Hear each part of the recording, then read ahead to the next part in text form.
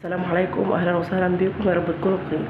النهارده هكلمكم عن القلايه الهوائيه بلاك اند وايت، مميزاتها وعيوبها وايه اللي هتشتغل فيه من الاكلات بطريقه جميله، وهي جميله فعلا وسهله واكلها صحي. ان شاء الله تعجبكم الطريقه.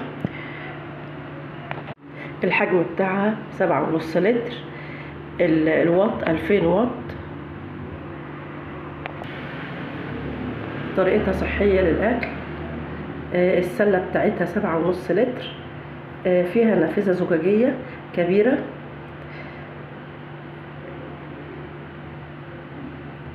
فيها شاشة LED مع شاشة برضو بتعمل باللمس، وبرضو في تحكم لدرجة الحرارة من 80 لحد 200 درجة مئوية. نفتحها بقى مع بعض.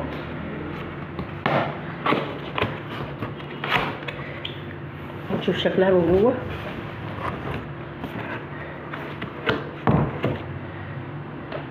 هنفتحها ونطلعها مع بعض.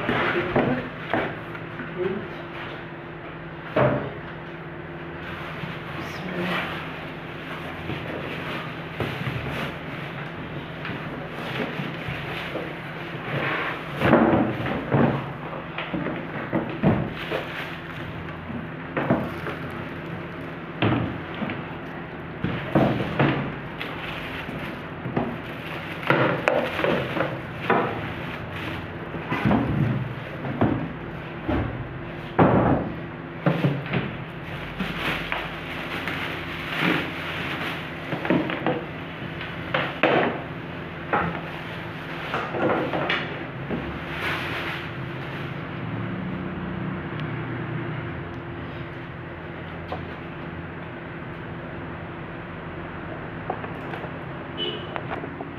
فيها شاشة للتحكم اهيت، دي الشاشة بالشكل ده، وفيها برضو مخرج تهوية من هنا اهو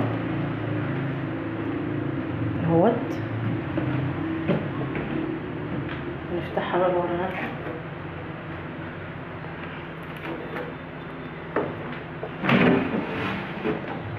بالشكل ده اهي.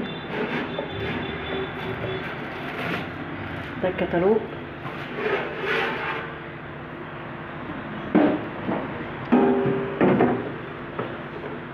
دي الحلة بتاعتها،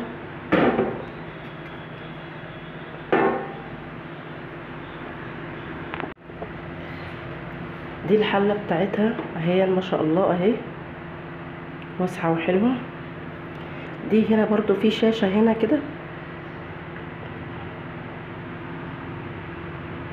عشان تشوفي الاكل بدل ما تفتحي وهي شغالة مثلا، هتشوفي الاكل من هنا اهي اهيت. شايفين بالشكل ده هنا، دي حطاها عشان تشوفوا اهيت. المقبض دي بيتشال اهي، ده شكلها. هوريها لكم برضو من جوه.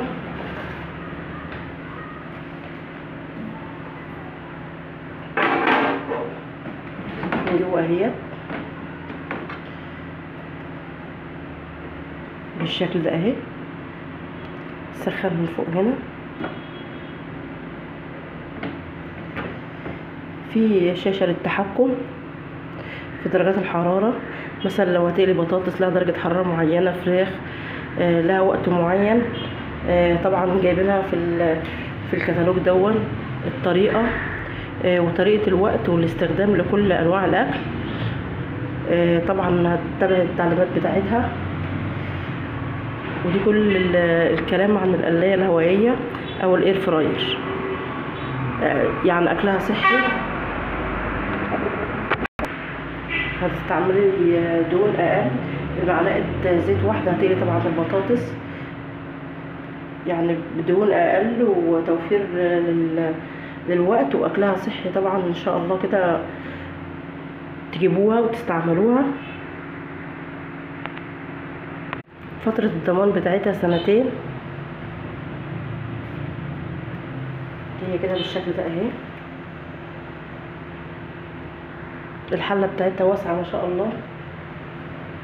اتمنى الفيديو يعجبكم. لو عايزين وصفه فيها اكتبوا لي في التعليقات، وان شاء الله هجيب لكم حاجات تانية، اجهزه تانية هنتكلم عليها ان شاء الله في فيديوهات تانية.